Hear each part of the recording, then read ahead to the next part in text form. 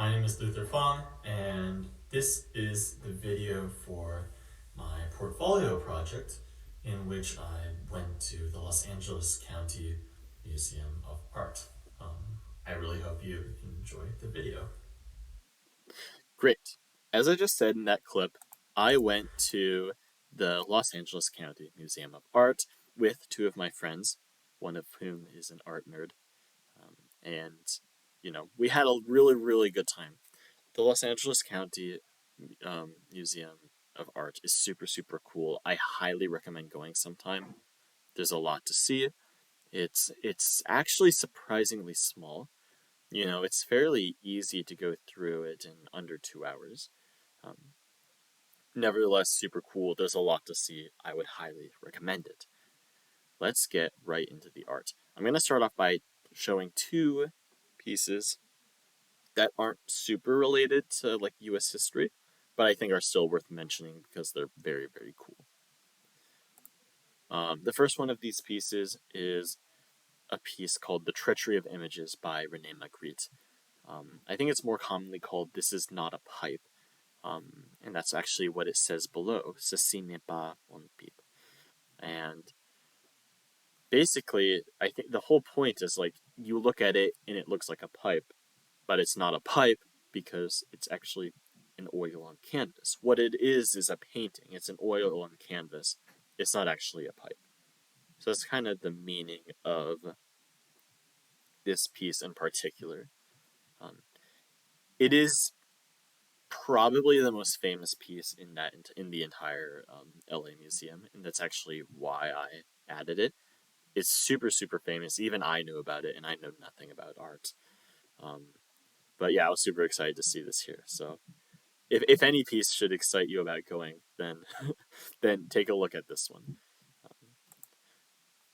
This one is also not really about U.S. history, but I thought it was worth looking at.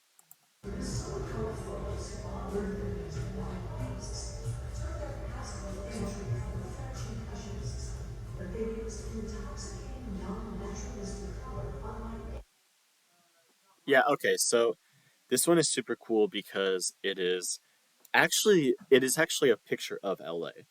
It's called Mulholland Drive, the road to the studio, and it was made by English artist David Hockney, who moved to LA. He really liked LA. He thought it was beautiful, so he made this picture. And it's supposed to be between Los Angeles Basin and the San Fernando Valley. Great, let's get to the U.S. history pieces. Okay, the first piece is called America's Problem Solver. It is a fake machine gun made by artist John T. Riddle. This guy right here. This guy, every time I look at this photo, I think like, oh my goodness, this guy is such a cool dude. But he's a sculptor. Went to college in LA. He eventually moved to Atlanta to become a professor. Riddle believed that art was necessary to advance social consciousness and promote black development. And that's actually a quote from the LA kind of description beside his piece. And oops, and this is really cool because it's actually made from metal debris from the Watts Rebellion. So it's actually commenting on two things. One is commenting on the Vietnam War. Um, Riddle was a veteran at the time, so he fully kind of understood what was going on in Vietnam and how much it was actually like hurting African Americans. He understood that the Vietnam War was disproportionately hurting African Americans and wanted to make a comment on that. But then, of course, because of the Watts Rebellion, he was able to turn it into a double meaning. African Americans aren't just being killed in Vietnam, they're also being killed here at home. And this is a problem. So, yeah, this is by John T. Riddle, John T. Riddle Jr., sorry. And it's a very, very cool piece. It was made in 1970.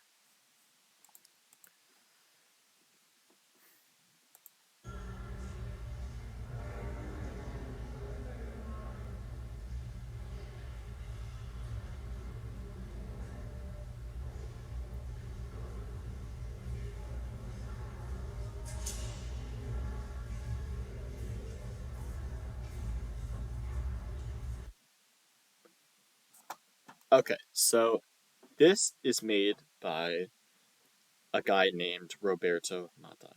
Now, he is actually a very famous artist from Chile. He's not even American, although he did travel in the United States quite a bit when studying art.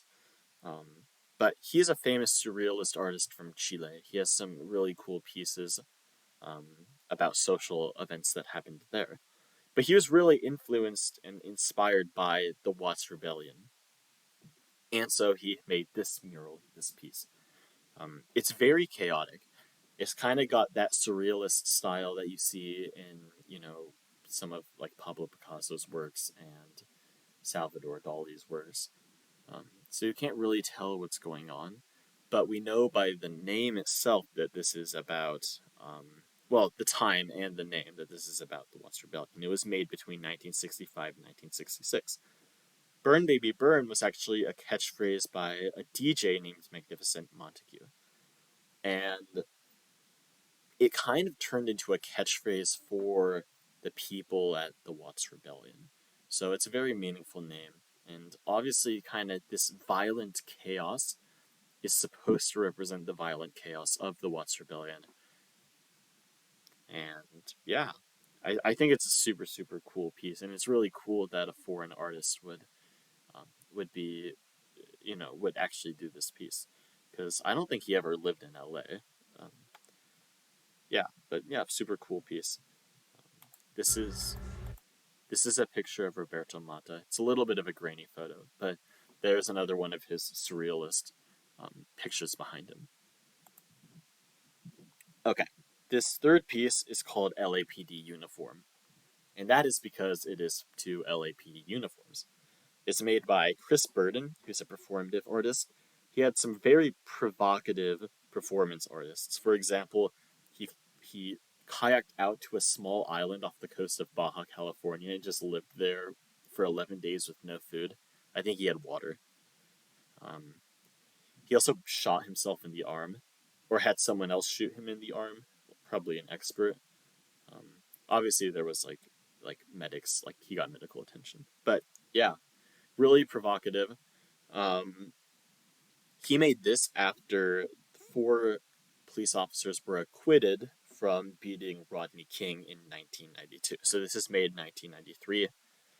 They're 7'4" and meant to represent the overbearing authority of the police and of institutions. There's a picture of him. Oh yeah, and this is also a piece that they have there. Um, and basically, it's supposed to be LA, but the cars are going up and around. It's super, super cool. I highly suggest seeing it. Um, yeah.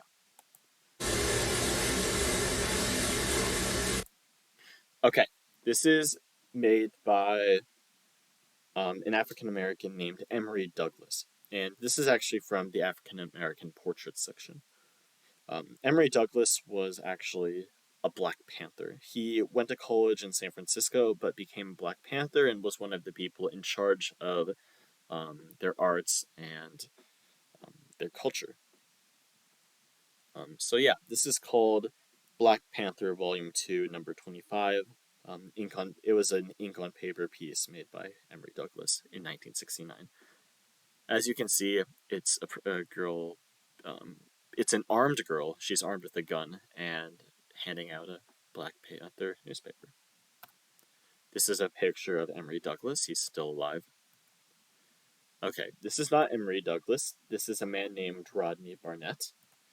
This is also Rodney Barnett.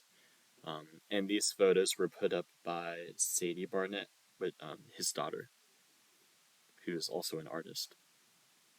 I thought this was a really cool piece. It's definitely made in older style, and you can see the old US map in the background. This is more of an abstract style, also super cool.